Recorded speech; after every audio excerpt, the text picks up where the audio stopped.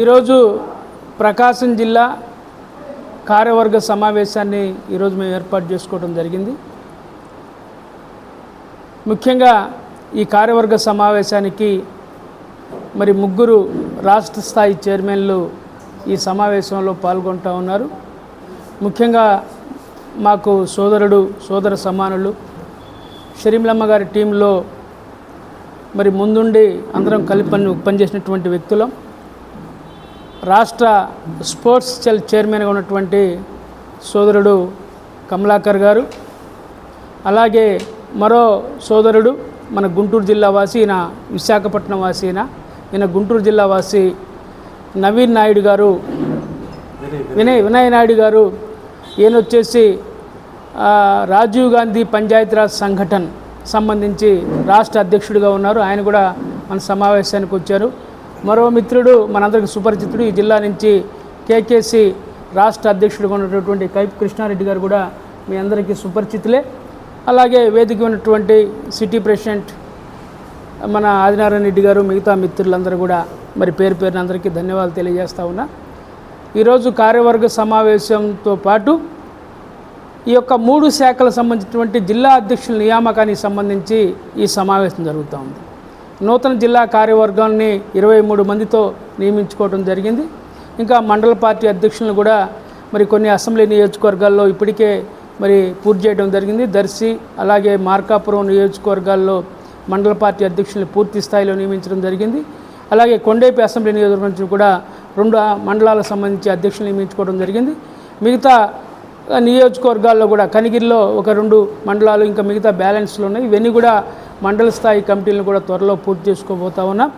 స్థానిక సంస్థల ఎన్నికలకు సంబంధించి ముఖ్యంగా మీకు తెలుసు, రానటువంటి స్థానిక సంస్థల ఎన్నికల్లో కాంగ్రెస్ పార్టీ తరఫున అభ్యర్థుల్ని నిలపడానికి ఒక కాంగ్రెస్ పార్టీ ప్రయత్నం అయితే చేస్తూ ఉంది. ఎందుకంటే మీకు తెలుసు, గతంలో జరిగినటువంటి స్థానిక సంస్థల ఎన్నికల్లో కూడా ప్రకాశం జిల్లా నుంచి అన్ని జడ్పీటీసీ స్థానాలకి, ఎంపీపీ స్థానాలకు కూడా ఆ రోజు మరి కొన్ని మున్సిపల్ వార్డులో కూడా పోటీ చేయడం జరిగింది. ఈరోజు కాంగ్రెస్ పార్టీకి పూర్వభావం వచ్చేటట్టుగా ఒంగోలు నగరంతో పాటు, అలాగే మనం చూసినట్లయితే మరి ఈ యొక్క ఒంగోలు పార్లమెంట్ పరిధిలోని 7 అసెంబ్లీ నియోజకవర్గాలకు సంబంధించి 5 అసెంబ్లీ నియోజకవర్గాల్లో మున్సిపల్ ఎన్నికలు ఉన్నాయి. ఒంగోలు నగరంతో పాటు మార్కాపురం మున్సిపాలిటీ, పొదిలి నగర పంచాయతీ, కనిగిరి మున్సిపాలిటీ, గిద్దలూరు నగర పంచాయతీ, అలాగే దర్శి నగర పంచాయతీ, ఈ విధంగా మొత్తం 6 చోట్ల ఎన్నికలు జరుగుతూ ఉన్నాయి. దీనికి సంబంధించి కూడా అభ్యర్థుల్ని మేము నిలపడానికి మరి ఒక వ్యూహాత్మకంగా ముందుకెళ్ళినటువంటి ఒక ఆలోచన చేస్తూ ఉన్నాం. అలాగే దేశవ్యాప్తంగా అయితే ఏ విధంగా కాంగ్రెస్ ఆధ్వర్యంలో రాహుల్ గాంధీ గారి సారథ్యంలో ఇండియా కూటమి ఏదైతే మరి సార్వత్రిక ఎన్నికలకు సన్నద్ధం అవుతూ ఉందో, అదేవిధంగా ఈ స్థానిక సంస్థల్లో కూడా ఇండియా కూటమి ఏదైతే పార్టీలు ఉన్నాయో, సిపిఐ, సిపిఎం, ఇతర వామపక్ష పార్టీలు, ప్రజా సంఘాలు అందరినీ కలుపుకొని ఒక తృతీయ ప్రత్యామ్నాయంగా ఈ మున్సిపల్ ఎన్నికల్లో మేము పోటీ చేయబోతూ ఉన్నాం. ఒంగోలు నగరాధ్యక్షుడిగా పోటీ చేస్తాం, అలాగే వార్డుల్లో పోటీ చేస్తాం, డివిజన్లలో, అలాగే మిగతా ముందు చెప్పినట్లుగా అన్ని నగర పంచాయతీలు, మున్సిపాలిటీల్లో కూడా కాంగ్రెస్ పార్టీ ప్రత్యక్ష ఎన్నికలు కాబట్టి చైర్మన్ అభ్యర్థుల్ని, వార్డు కౌన్సిలర్లను కూడా మేము నిలబెడతామని చెప్పి మీ ద్వారా తెలియజేస్తూ ఉన్నాం.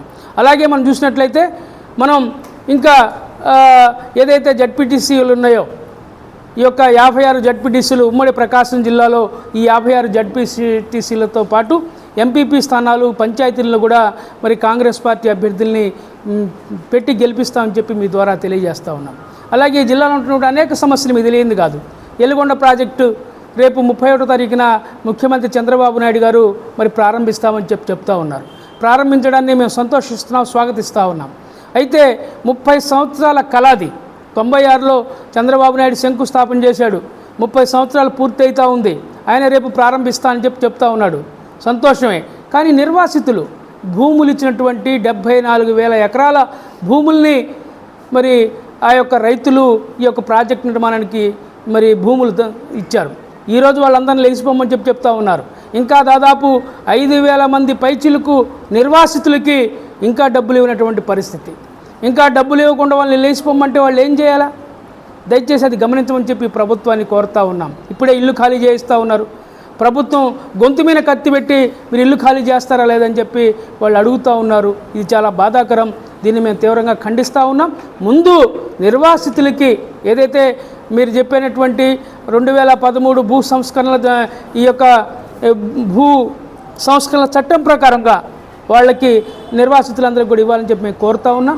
దయచేసి మరి ప్రభుత్వం అలాగే మనం చూసినట్లయితే అనేక సమస్యలు జిల్లాలో పొగాకు రైతులు ఎదుర్కొనేటువంటి సమస్యల మీద, అలాగే సాగునీరు తాగునీరు సమస్యల మీద, అలాగే సిడబ్ల్యూసి ఏదైతే నిర్ణయాలు తీసుకుందో రాహుల్ గాంధీ గారు ఛాత్రోం కి కుంజ్ కార్యక్రమాన్ని ఈ జిల్లాలో మరి ఆయనకి రాహుల్ గాంధీ గారి మద్దతుగా కార్యక్రమాలు అన్ని కళాశాలలో చేపట్టబోతూ ఉన్నాం. అలాగే రామాలయ నిధులు చోరీ చందా చోరీ విషయంలో కూడా గ్రామ స్థాయి వరకు కాంగ్రెస్ పార్టీ మరియు మా డీసీసీ గారికి సైదా గారికి అలాగే సిటీ కాంగ్రెస్ ఆదినారాయణ గారికి మా సెల్ నాతో పాటు తోటి సెల్ చైర్మన్స్ వినయ్ నాయుడు గారికి కృష్ణారెడ్డి గారికి కాంగ్రెస్ కుటుంబం అందరికీ కూడా నా నమస్కారం. నా పేరు జీబీబీఎస్ కమలాకర్ రావు. నేను స్టేట్ ఏపీసీసీ స్పోర్ట్స్ సెల్ చైర్మన్గా పనిచేస్తున్నాను. మరి ఈ రోజున మా ఏపీసీసీ ప్రెసిడెంట్ శ్రీమతి వైఎస్ షర్మిలారెడ్డి గారి ఆదేశాల మేరకు గత ఈ మంత్ 17th నుంచి స్టేట్ టూర్ స్టార్ట్ చేయడం జరిగింది. అందులో భాగంగా ఈరోజు ఒంగోలు ఇచ్చేశాను.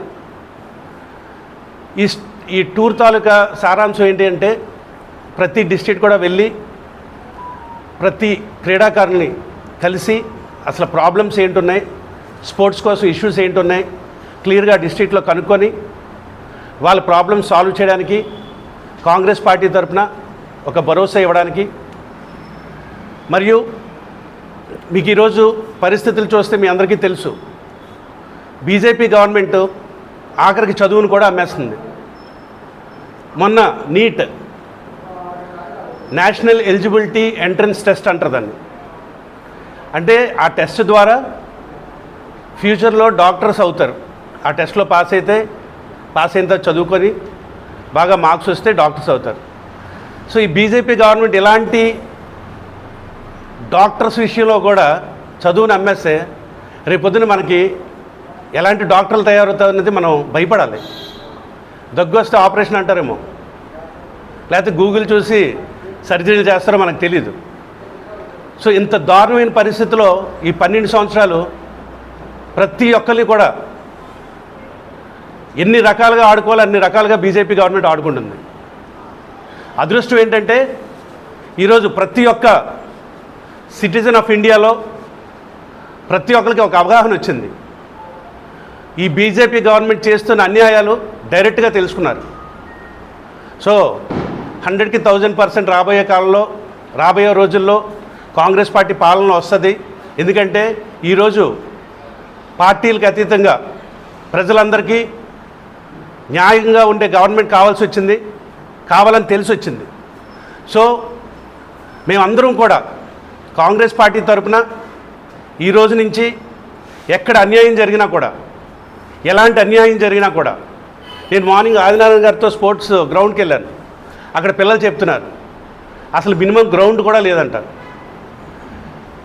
మన రాష్ట్రంలో ఒక మినిస్ట్రీ ఉందని కూడా తెలియదంట, స్పోర్ట్స్ మినిస్ట్రీ. అలాంటి పరిస్థితిలో ఉంది స్పోర్ట్స్ కూడా. ఆఖరికి మనం చూసాం. మీడియా మిత్రులకు, జిల్లా అధ్యక్షులు సైదా గారికి, నగర అధ్యక్షులు ఆదినారాయణ రెడ్డి గారికి, మా మిత్రులు కమలాకర్ గారికి, కృష్ణారెడ్డి గారికి, ఇక్కడ ఉన్నటువంటి ప్రతి ఒక్క కాంగ్రెస్ కార్యకర్తకు నా యొక్క నమస్కారాలు.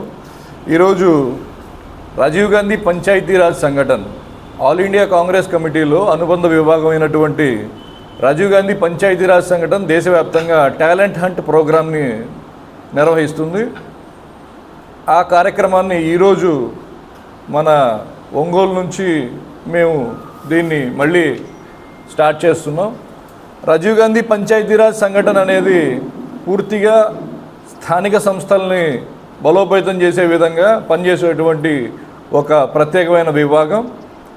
ఒక ఎమ్మెల్యే, ఎంపీ తప్ప corporator, councillor, municipal chairman, ZP chairman, MPTC, ZPTC, సర్పంచులు, వార్డు మెంబర్లతో సహా స్థానిక సంస్థల మీద పూర్తిగా పనిచేసేటువంటి ఒక విభాగం ఇది.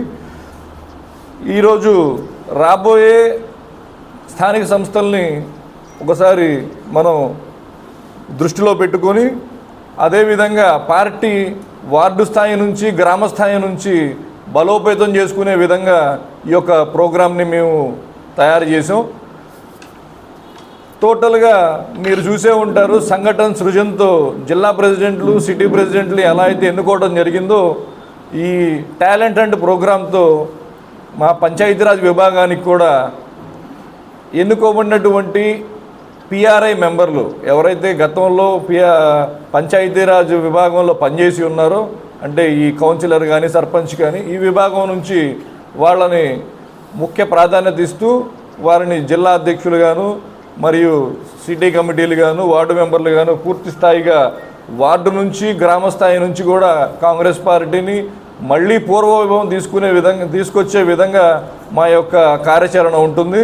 రాబోయే రోజుల్లో స్థానిక సంస్థల ఎలక్షన్లు మనకి రెడీగా ఉన్నాయి.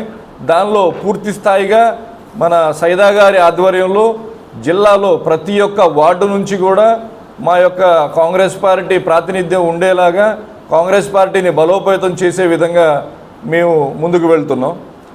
ఈ రోజు నుంచి ఇక్కడ ఒంగోలు నుంచి మా యొక్క ప్రోగ్రామ్ని స్టార్ట్ చేయడం జరుగుతుంది. మీ యొక్క ప్రతి ఒక్క భాగస్వామ్యాన్ని మేము దీనిలో కోరుకుంటూ రాబోయే రోజుల్లో పార్టీని బలోపేతం చేసే విధంగా మేము ముందుకు వెళ్తున్నాం. Thank you.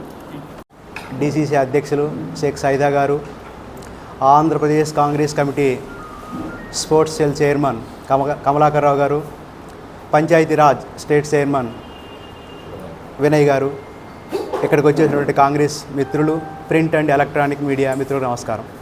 ఇవాళ చాలా ప్రత్యేకమైన రోజుగా మేము భావిస్తున్నాం. ఎందుకంటే రాబోయే ఒంగోలు సిటీ మున్సిపల్ కార్పొరేషన్ ఎలక్షన్లకు కాంగ్రెస్ పార్టీ తయారవుతుంది. పెద్దలు చెప్పారు పంచాయతీరాజ్ గురించి, స్పోర్ట్స్ గురించి, జిల్లా అధ్యక్షులు ఓవరాల్ డిస్టిక్ గురించి. నేను ఆ విషయాలు పోదలుచుకోలేదు. ఒంగోలు కార్పొరేషన్లో 50 డివిజన్లలో కాంగ్రెస్ పార్టీని పూర్వ వైభవంకి ఎట్ట తేవాలనే దాని మీద మేము ఇవాళ జిల్లా అధ్యక్షులు కానివ్వండి మిగతా మిత్రులు పెద్దలతో మాట్లాడి నిర్ణయం తీసుకుంటాం. అన్ని డివిజన్లో కాంగ్రెస్ పార్టీ పోటీ చేస్తుంది. ఎక్కడైనా ఏదైనా సమీకరణాల దృష్ట్యా ఎస్సీ రిజర్వేషన్ కానివ్వండి, మహిళా రిజర్వేషన్ ఎవరైనా కార్యకర్తలు లేని పక్షంలో, క్యాండిడేట్ లేని పక్షంలో కాంగ్రెస్ పార్టీ భావజాలము, కాంగ్రెస్ పార్టీ సిద్ధాంతాలకు ఎవరైతే ఆకర్షించవుతారో, ఎవరైతే వాటిని ఫాలోఅప్ చేయడానికి నిర్ణయించుకుంటారో వాళ్ళని కూడా మేము ఈ సందర్భంగా స్వాగతిస్తున్నాము. వారికి కూడా పోటీ చేసే అవకాశం కల్పిస్తాము. ఈ ఒంగోలు నగర కార్పొరేషన్లో ఏవైతే సమస్యలు ఉన్నాయో ఈ సమస్యలన్నిటికీ పరిష్కారం కావాలంటే రాబోయే ఎలక్షన్లో కాంగ్రెస్ పార్టీ గెలవాలి, మేయర్ అక్కడ ఉండాలి. ఆ విధంగా మేము ఒక ప్లాను, ఒక పద్ధతి ప్రకారం ప్రయత్నం చేస్తాము. దీనికి పిసిసి అధ్యక్షుల వారి సహకారం తీసుకొని మేము ప్రయత్నం చేస్తామని ఈ సందర్భంగా తెలియజేస్తున్నాం. Thank you. మీడియా మిత్రులందరికీ నమస్కారం. నాతోటి చైర్మన్లకి అలాగే మా జిల్లా అధ్యక్షుల వారికి, మా జిల్లా కమిటీ అందరికీ, ముందుగా కొత్తగా నియమితులైన కమిటీల సభ్యులందరికీ ముందుగా శుభాకాంక్షలు. ఈ సందర్భంగా నేను తెలియజేయాలనుకుంటున్నాను. ఇప్పుడు మీడియాలో కొన్ని రోజుల నుంచి ఓన్లీ పోటీ టీడీపీ వైసీపీ అని చెప్పి స్థానిక సంస్థల ఎలక్షన్లో వీళ్ళకి మాత్రమే పోటీ అని చెప్పి ప్రమోట్ చేస్తున్నారు. ఈ సందర్భంగా నేను చెప్తున్నాను, రేపు మీరు చూస్తారు కాంగ్రెస్ పార్టీ రాష్ట్రంలో డిసైడింగ్ ఫ్యాక్టర్ కాబోతుంది. ఇది రాసి పెట్టుకోండి అని చెప్పి నేను తెలియజేస్తున్నా. అలాగే రాష్ట్రంలో ఎన్నో సమస్యలు ఉన్నాయి. ఈ సమస్యల మీద గళమెత్తి మాట్లాడుతుంది ఒక్క కాంగ్రెస్ పార్టీ మాత్రమే అని చెప్పి తెలియజేస్తున్నా. ప్రతిపక్ష పార్టీ ఉన్న వైసీపీ మాత్రం ఏం చేస్తుందంటే పెళ్ళిళ్ళు అయితేనో ఏదైనా కార్యక్రమాలు అయితేనో లేదా వాళ్ళ వైసీపీ నాయకులకి ఏదన్నా ఇబ్బంది కలిగితే మాత్రం బయటకు వస్తున్నారు తప్పితే ప్రజల సమస్యల మీద ఏ రోజు గళం ఎత్తి మాట్లాడింది లేదు. అది ప్రజల సమస్యల మీద గురించి మాట్లాడుతుంది ఏకైక పార్టీ కాంగ్రెస్ పార్టీ. అలాగే రాష్ట్రంలో విద్యా వ్యవస్థ దారుణంగా తయారైంది. చూశారు మొన్న డిఎస్సీలో అవకతవకలో. ఇట్లాగా రాష్ట్రంలో ఏ శాఖలు చూసినా కానీ అవినీతిపరం అయిపోయింది. వాళ్ళకి ఫుల్ రైట్స్ ఇచ్చారు కార్యకర్తలకి. స్థానిక సంస్థల ఎలక్షన్లు వస్తున్నాయి, మీ ఇష్టం వచ్చినట్టు సంపాదించుకోండి అని కాంగ్రెస్ పార్టీ చూస్తూ ఊరుకోదు. ఎక్కడికెక్కడ దీని గురించి ఖండిస్తామని చెప్పి తెలియజేస్తూ సెలవు తీసుకుంటున్నాను. Thank you.